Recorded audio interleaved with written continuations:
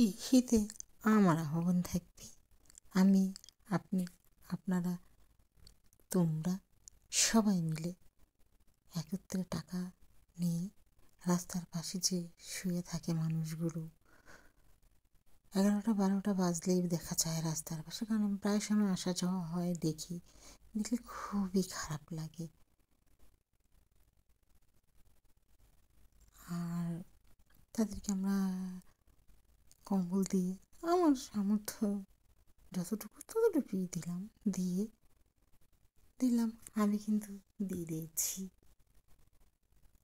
আমার সামনে দেব, ইচ্ছা আছে। অনেক ভালো লাগে কাউকে কিছু দিতে পারলে, খাওয়াতে পারলে।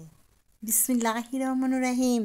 আসসালামু আলাইকুম, hi everyone, welcome back another video. আমি আছি ফাতেমা, তোমাদের সঙ্গে সব সময়ের জন্য। আমার চ্যানেলে সবাইকে স্বাগতম, দোয়া ও ভালোবাসা। আমার সাথে এতটা দিন থাকার জন্য অনেক অনেক ধন্যবাদ। আজ নতুন একটি ভিডিও নিয়ে চলে এসেছি, আশা করি সবার খুব ভালো লাগবে। আমার এই ব্লগটি যদি ভালো লাগে, লাইক, কমেন্ট, শেয়ার, সাবস্ক্রাইব করবে, পাশে থেকে বেলাইকনটি বাজিয়ে দিবে, তবেই আমার নিত্য নতুন সব ব্লগ সবার আগে চলে আসবে তোমাদের কাছে। এই তো রান্নাঘরে পরিষ্কার করে লেগে গেলাম। আগে আমার পরিষ্কার করতে হবে, তারপর আমি নাস্তা তৈরি, তারপরে খাওয়া। আমি ঝটপট সব কাজ করতে পছন্দ করি, একই কাজ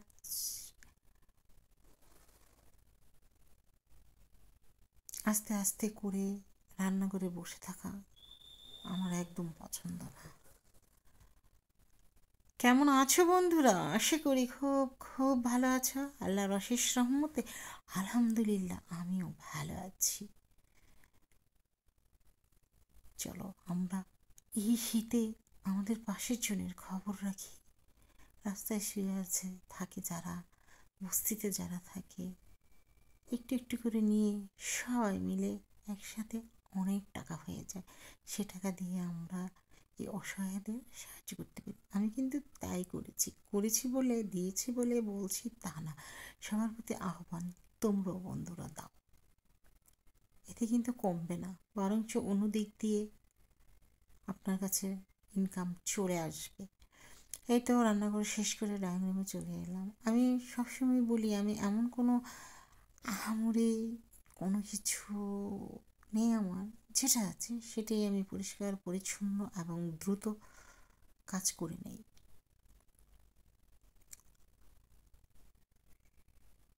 মেহমান আসবে তাই প্রচুর রান্না ছিল, বিকেল থেকেই রান্না শুরু করেছি। এই তো ড্রয়িং রুম পরিষ্কার করে বেডরুমগুলো পরিষ্কার করে নিলাম। এখন নাস্তা খেয়ে নেব। আমি মুড়ির রেসিপিটা পরে দেবো, নাস্তা যে খাচ্ছি সেটা আমি আগেই দিয়ে দিলাম, মুরগি আর নান রুটি।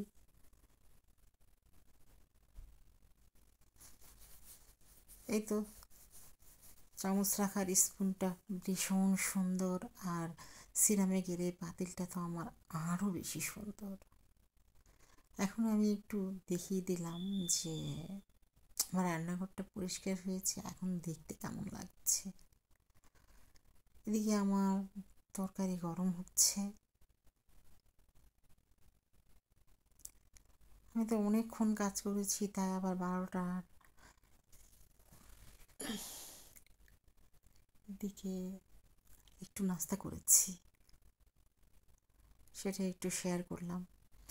এবং মুরগি, পেঁয়াজ, তেল, তেজপাতা, গরম মশলা দিয়ে নেড়ে চেড়ে ব্রাউনিশ হওয়ার পরে আমি হলুদের গুঁড়ো 1/2 টিস্পুনের চাইতেও কম, মরিচের গুঁড়ো 1 টিস্পুন, ধনিয়ার গুঁড়ো 1 টিস্পুন, আদা রসুন 1 টিস্পুন, কারণ এখানে একটি মুরগি। আর মাটির ফ্রাই প্যানে ইন্ডাকশনে চলবে না, তাই আমি ফ্রাই প্যানে কষিয়ে মাটির হাঁড়িতে ঢেলে আলু দিয়ে পানি দিয়ে দিয়েছি। এটা সরিষার তেল দিয়ে রান্না করা হয়েছে, তাই এমন ফেনা ফেনা দেখাচ্ছে, কিন্তু অনেক টেস্ট ছিল খাবারটা। আমি এই মাটির হাঁড়িটি কিনেছি, আমার কাছে ভীষণ ভালো লাগে মাটির জিনিস। এই তো কিছুক্ষণ পর পর নেড়ে দিচ্ছি।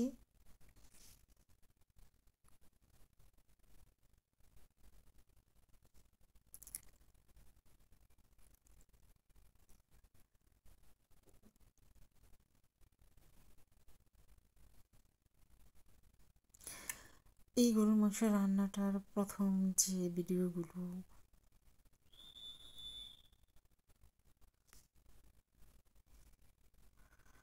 সেগুলো ডিলিট হয়ে গেছে। পেঁয়াজ বেশি করে দিয়ে, তেল দিয়ে, তেজপাতা, গরম মশলা দিয়ে 2 স্পুন মরিচের গুঁড়ো, 2 স্পুন ধনিয়ার গুঁড়ো এবং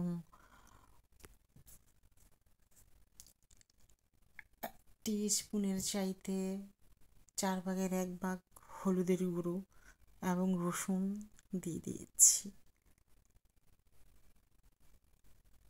আবারও আমি রসুন দিয়ে বাগার দেব, কারণ প্রথম দিকটা যেহেতু আমি দেখাতে পারিনি তাই আমি একটু বলেই দিলাম। আমি পাশের চুলায় তেল দিয়ে, আস্ত জিরা দিয়ে এবং রসুন ভেজে নিচ্ছি। শুকনো মরিচ দেওয়া হয়েছে। এই মুরগি এবং গরু দুটোই আমার মেয়ে রান্না করেছে। এই যে রসুন, জিরা এবং মরিচ এটা দিয়েছি, এটা এক্সট্রা। আর মাংসগুলো আমি আগে থেকে সিদ্ধ করে নিয়েছিলাম। যেহেতু আমরা প্রথম ভিডিওগুলো নেই তাই কিছু বলতে পারছি না। রান্না করতে করতে তো হাঁপিয়ে গেছি। নাস্তা খেয়ে নিলাম সন্ধ্যার দিকে। ফ্রাইড রাইস, মুরগি ভাজা, লাউ। এখানে লাউ বসাচ্ছি। এখানে আমি তেল দিয়ে 1 টেবিল স্পুনের মতো তেল দিয়ে তেজপাতা, গরম মশলা দিয়ে ভালোভাবে মশলাটি কষিয়ে মুরগির হাড়গুলো দিয়ে দিয়েছি। দিয়ে লাউ কেটে রাখা লাউগুলো আমি দিয়ে দিলাম। তারপর এটা হবে তেল ছাড়া রান্নার। এখানে পাশের চুলায় ডিম এবং আলু সিদ্ধ করা হয়েছে। এই তো মাছ ভর্তা বানাবো তাই 2টো মাছ ভেজে নিলাম।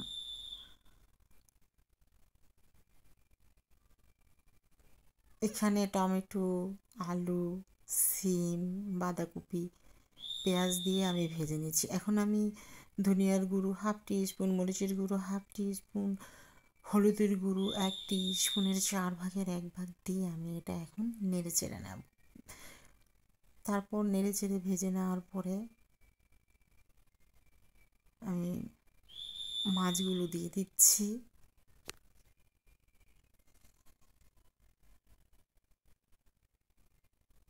পানিও দিয়ে দিচ্ছি। হয়ে গেল আমার অনেকগুলো রান্না। তারপর রাতের খাবারটা আমি খেয়েছিলাম, কারণ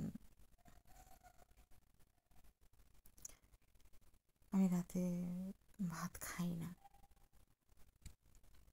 রান্নাও শেষ হয়ে গিয়েছে প্রায়।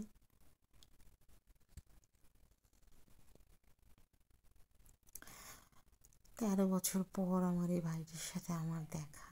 ঢাকায় এসেছে, আমাকে মনে রেখেছে। আসলে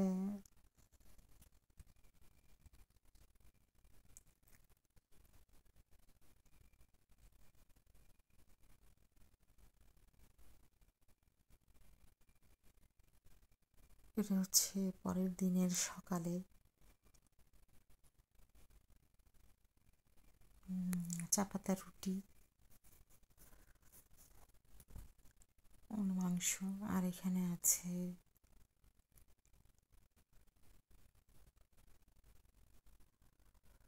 মুরগি ফ্রাইড রাইস, এখানে খাসির কাচ্চি। ভীষণ ভালো লেগেছে। আমার ভাইটা আমাকে দেখতে এসেছে, অনেক ভালো লেগেছে।